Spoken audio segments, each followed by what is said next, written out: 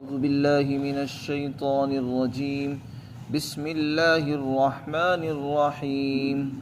ولقد بوأنا بني إسرائيل مبوأ صدق ورزقناهم من الطيبات فما اختلفوا حتى جاءهم العلم إن ربك يقضي بينهم يوم القيامة فيما كانوا فيه يختلفون فإن كنت في شك مما أنزلنا إليك فاسأل الذين يقرؤون الكتاب من قبلك لقد جاءك الحق من ربك فلا تكونن من الممترين ولا تكونن من الذين كذبوا بآيات الله فتكون من الخاسرين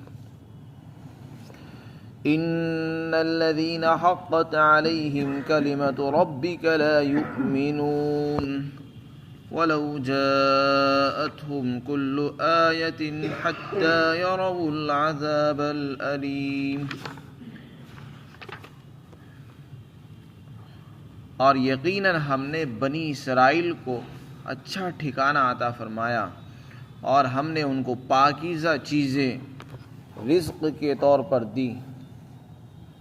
جب ان کے پاس علم پہنچ چکا تو پھر انہوں نے اختلاف کیا آپس میں. یقیناً آپ کا رب ان کے درمیان قیامت کے دن فیصلہ فرمائے گا جس بات میں وہ اختلاف کرتے تھے. اے محمد صلی اللہ علیہ وسلم، اگر آپ کو شک ہے اس وحی کے بارے میں جو ہم نے آپ کی طرف اتاری ہے تو آپ ان لوگوں سے پوچھئے جو آپ سے پہلے کتاب پڑھتے ہیں.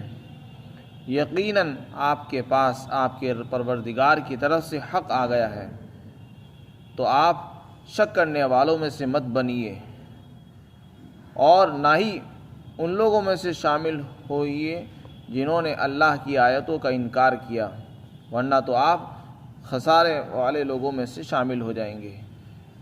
یقیناً جن لوگوں پر آپ کے رب کے کلمات ثابت ہو چکے ہیں تو وہ ایمان نہیں لائیں گے، اور اگرچہ تمام دلیلیں ہر قسم کی نشانیاں ان کے پاس آ جائے، یہاں تک کہ وہ دردناک عذاب کو اپنی آنکھوں سے نہ دیکھ لیں. گزشتہ آیات میں بنی اسرائیل کے نجات کا ذکر فرمایا اور فرعون کے غرق ہونے کا تذکرہ آیا. جب فرعون غرق ہو گیا تو اللہ تعالیٰ نے حضرت موسیٰ علیہ السلام کی قوم کو انعامات سے نوازا.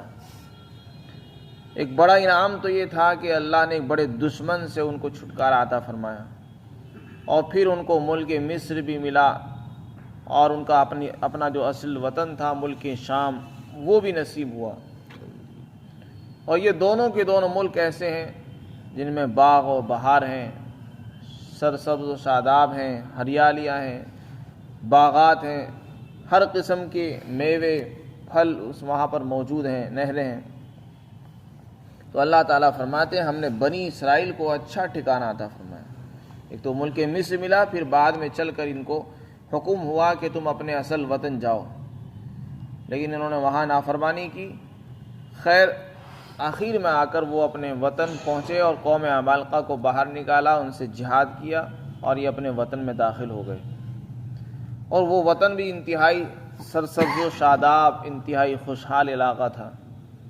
اللہ تعالیٰ فرماتے ہیں ہم نے ان کو پاکیزہ چیزیں عطا فرمائی تھی، ہر قسم کی عمدہ چیزیں، پاکیزہ چیزیں ان کو بطور رزق کی عطا فرمائی ہم نے ان کو. تو ان تمام نعمتوں کا تقاضا یہ تھا کہ یہ شکر کرتے. ایک نعمت تو یہی ہے کہ سب سے بڑے دشمن سے چھٹکارا مل گیا، اور پھر ان کو اپنا اصل وطن بھی مل گیا، اور پھر وہاں کی نعمتیں، باغ و بہار، ظاہری مادی انعامات وہ بھی ملے، اور اس سے بڑا انعام یہ ہوا اللہ نے روحانی انعام بھی عطا فرمایا تھا. تورات ملی، تورات جیسی مقدس کتاب جس میں اللہ نے اپنے احکامات اور آئندہ کی خبریں، قوموں کے واقعات اس میں اللہ نے ذکر فرمائے تھے. غرض یہ کہ دنیاوی اور دینی روحانی اور مادی ہر قسم کے انعامات سے اللہ نے اس قوم کو نوازا اور بے شمار پیغمبر اس قوم کے اندر آئے.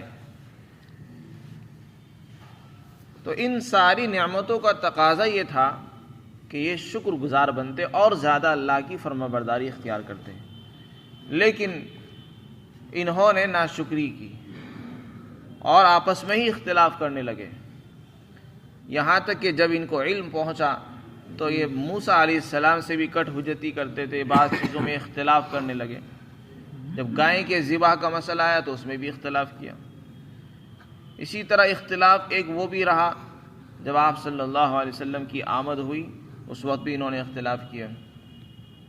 جب تک آپ صلی اللہ علیہ وسلم مدینہ میں تشریف نہیں لائے تھے، مکہ مکرمہ میں آپ کی پیدائش نہیں ہوئی اور آپ کو نبوت نہیں ملی، اس وقت تک یہ کافروں سے کہا کرتے تھے کہ جب آخری نبی پیدا ہوں گے تو ہم ان کے ساتھ مل کر تمہاری خبر لیں گے.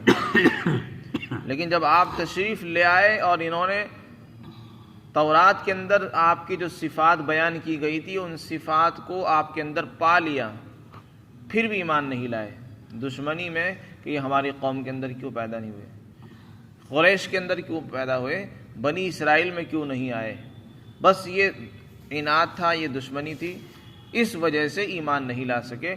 حالانکہ ان کو سب کچھ پتا تھا کہ آپ کے اندر وہ ساری صفات موجود ہیں جو تورات میں، انجیل میں بیان کی گئی تھی. آسمانی کتابوں میں جو آپ کا حلیہ شریفہ، آپ کا مقام، آپ کی آمد، سب کچھ بیان کیا گیا تھا، وہ سب کچھ آپ کے اندر موجود تھی، پھر بھی ایمان نہیں لا سکے اور اختلاف کر بیٹھے. اسی اختلاف کا یہاں پر ذکر ہے. انبیاء کے ساتھ اختلاف کیا، آخری نبی کے ساتھ اختلاف کیا. کچھ لوگ ایمان لائے، کچھ اکثر لوگ ایمان نہیں لا سکے ان کی قوم کے. تو اللہ رب العزت فرماتے ہیں اس کا فیصلہ تو اللہ قیامت کے دن ہی فرمائیں گے. جن چیزوں میں اختلاف کرتے تھے اللہ قیامت کے دن آتش دوزخ میں ان کو داخل فرمائے گا، اور جو اچھے لوگ تھے ان کو اللہ تعالیٰ جنت عطا فرمائے گا. آگے اللہ رب العزت نے آپ صلی اللہ علیہ وسلم کو خطاب فرمایا، لیکن سنانا مقصود دوسرے لوگوں کو ہے. جو لوگ بھی وحی کے بارے میں شک کرتے ہیں، قرآن کے بارے میں، اسلام کے بارے میں، آپ کی نبوت اور رسالت کے بارے میں جن کو ذرہ برابر بھی شک اور شبہ ہے، ایسے لوگوں کو سنانا چاہتے ہیں نبی کو مخاطب بنا کر. اور یہ فرمایا کہ اے محمد اگر آپ کو شک ہے اس وحی کے بارے میں جو ہم نے آپ کی طرف اتاری ہے تو آپ ان لوگوں سے پوچھ لیجئے جو آپ سے پہلے کتاب آسمانی پڑھتے تھے. کون لوگ ہیں وہ جن سے پوچھنے کا حکم ہوا؟ اس سے مراد ہے یہود اور نصارہ. ان کو اللہ نے آسمانی کتابیں دی ہیں، وہ آسمانی کتابیں پڑھتے ہیں، اس میں آپ کا حلیہ، آپ کے متعلق سب کچھ موجود ہے. اگر آپ کے پاس جو کچھ وحی آ رہی ہے اگر وہ وحی نہیں ہے تو ان سے پوچھ لیجئے، وہ بتا دیں گے. اور ان کو معلوم بھی ہے کہ آپ واقعتاً نبی ہیں. تو یہاں آپ صلی اللہ علیہ وسلم کو جو خطاب کیا جا رہا ہے کہ اگر آپ کو شک ہو تو آپ ان سے پوچھ لیجئے، اس کا یہ مطلب نہیں کہ آپ کو نعوذ باللہ شک تھا. اس میں نبی کو شک ہو جائے ایسا ہو نہیں سکتا. جس کو اللہ نے نبی بنا دیا ہے اور اس کو اپنی وحی کے بارے میں، اپنی نبوت کے بارے میں شک ہو، ایسا نہیں ہے. آپ کو خطاب ہے، سنانا مقصود دوسرے لوگوں کو ہے جو انکار کرتے ہیں. اور یہ بھی کہا جا سکتا ہے کہ اس کا خطاب عام انسان کو ہے کہ اے انسان اگر تجھ کو وحی کے بارے میں شک ہے جو ہم نے تیری طرف اتاری ہے، بھیجی ہے، تو پھر جو لوگ علم والے ہیں ان سے پوچھ لینا چاہیے. اس سے یہ بات بھی معلوم ہوئی کہ اگر کسی چیز کے بارے میں شک ہو، کسی چیز کے بارے میں شبہ ہو تو اہل علم حضرات سے، کتاب کے جاننے والے، آسمانی کتابوں کے جاننے والے، علم رکھنے والے لوگوں سے رابطہ کرنا چاہیے. صرف شک کو ذہن میں بٹھا کر اور دماغ میں شک کو رکھ کر گھومنا نہیں چاہیے، کیونکہ اس سے جو ہے شکوک شبہات پیدا ہوتے ہیں، وسوسے، طرح طرح کے خیالات انسان کے دل میں آتے رہتے ہیں. اگر کسی قسم کا کوئی خلجان دل میں آئے تو اس کو فوراً حل کرنا چاہیے اور اپنے ذہن کی تنگیوں کو دور کر دینا چاہیے. تو یہ فرمایا کہ آپ ان سے پوچھیے، یقیناً آپ کے پاس آپ کے رب کی طرف سے حق پہنچ چکا ہے، اور آپ جو ہے شک کرنے والوں میں سے مت بنیے، اور وہ آپ کو بتا دیں گے. پھر آگے فرمایا کہ اگر آپ جو ہے ایسا کرو گے تو آپ خسارے کرنے والوں میں، نقصان اٹھانے والے، تباہ ہونے والے لوگوں میں سے شامل ہو جاؤ گے. لہذا آپ ان لوگوں میں سے مت بنیے جنہوں نے اللہ کی آیتوں کا انکار کیا. تو اس سے وہ تمام لوگ مراد ہیں جو قرآن کا انکار کرتے ہیں، آپ کی نبوت کو نبوت نہیں مانتے، آپ کے نبی ہونے کو تسلیم نہیں کرتے، ان تمام لوگوں کو اللہ تعالیٰ نے اس میں ڈرایا ہے اور ان کے لیے وعید بیان فرمائی ہے۔ پھر اللہ تعالیٰ نے فرمایا کہ جو لوگ ایمان نہیں لا رہے ہیں آپ ان سے پریشان نہ ہو، آپ کے رب کے کلمات جن لوگوں کے بارے میں ثابت ہو چکے ہیں کہ وہ ایمان نہیں لائیں گے، وہ کبھی ایمان نہیں لا سکتے چاہے آپ کتنا ہی کوشش کر لیں، کیونکہ ان کی نافرمانی، مسلسل انکار، مسلسل تکذیب، ہٹ درمی کی وجہ سے اللہ نے ان کے بارے میں فیصلہ کر دیا ہے کہ وہ ایمان لانے والے نہیں ہیں، لہذا آپ بھی ان سے پریشان نہ ہوں۔ یہاں تک کہ فرما دیا کہ آپ ان کے سامنے ہر طرح کی دلیل، ہر قسم کا معجزہ بھی پیش کر دیں گے تب بھی وہ ایمان نہیں لائیں گے، جب تک کہ اپنی آنکھوں سے دردناک عذاب کو نہ دیکھ لیں گے۔ جب اپنی آنکھوں سے عذاب دیکھیں گے اس وقت مان لیں گے، لیکن اس وقت کا ماننا کوئی اعتبار نہیں رکھتا ہے۔ جیسے کہ فرعون نے ساری زندگی ایمان قبول نہیں کیا، لیکن جب وہ ڈوبنے لگا اور موت کے فرشتے اس کو نظر آنے لگے، پھر کہنے لگا کہ میں ایمان لاتا ہوں، تو اس وقت کا ایمان قابل قبول نہیں ہوتا۔ انسان کو چاہیے کہ اپنی زندگی کے اندر ہی ایمان قبول کرے، توبہ کرتا رہے۔ مرتے وقت کی توبہ قبول نہیں ہوتی اور مرنے کے وقت کا ایمان بھی معتبر نہیں ہوتا ہے۔ اسی کو اللہ تعالیٰ نے یہاں پر بیان فرمایا، اے محمد صلی اللہ علیہ وسلم، اگر آپ کو شک ہے اس وحی کے بارے میں جو ہم نے آپ کی طرف اتاری ہے تو آپ ان لوگوں سے پوچھ لیجئے جو آپ سے پہلے کتاب پڑھتے ہیں، یعنی یہود اور نصارہ، اور یقیناً آپ کے پاس تو آپ کے رب کی طرف سے حق بات پہنچ چکی ہے، اور آپ شک کرنے والوں میں سے مت بنیے اور نہ ہی ان لوگوں میں سے شامل ہوئیے جنہوں نے ہماری آیتوں کا، یعنی اللہ کی آیتوں کا انکار کیا ہے، ورنہ تو آپ تباہ ہونے والے لوگوں میں سے شامل ہو جائیں گے۔ اور یقیناً جن لوگوں پر آپ کے رب کی کلمات ثابت ہو چکے ہیں وہ ایمان نہیں لائیں گے، اگرچہ آپ ان کے سامنے ہر قسم کی آیتیں ہی کیوں نہ لے آئیں، یہاں تک کہ وہ دردناک عذاب کو نہ دیکھ لیں۔